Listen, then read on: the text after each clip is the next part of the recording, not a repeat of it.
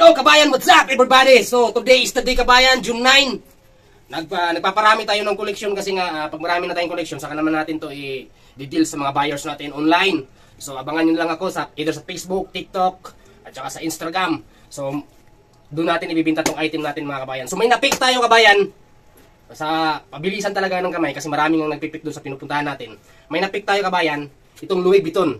Kung nagtataka kayo kabayan, Louis Vuitton ang pag-ano yan, ang spelling, pero pag i-spell mo yan is Louis Vuitton.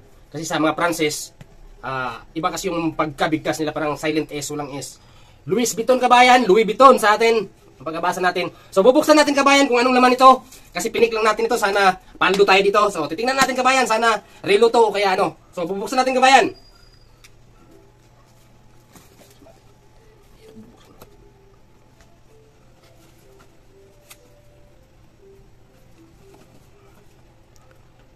Hirap buksan ito kabayan. Yan, oy! Mukhang ano to? Genuine na genuine kabayan. Naka-engrave ang pangalang Louis Vuitton. So yan, bubuksan natin. Baka relo to ano. Nabili natin ng 600 pesos.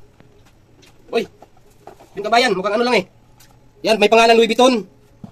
Mukhang walang laman kabayan. Mukhang lagayan siya. Kung hindi ako nagkamali, lagayan ng relo. Mga sing-sing o kaya salamin. So yan kabayan. Koleksyon natin original Louis Vuitton. Nabili natin ng 600, ibibinta natin ng 3,000. So, yun kabayan. Kung lugi tayo dito, comment lang sa baba. Kung panalo tayo, comment pa rin. Support. Are you serious? So, dahil lang dyan ka na kabayan, tuturuan kita ng lumang laro.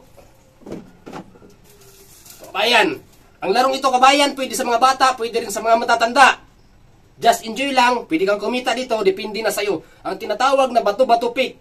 Ang bato, talo ng papel. Ang papel, talo ng scissors. At ang scissors, talo ng bato.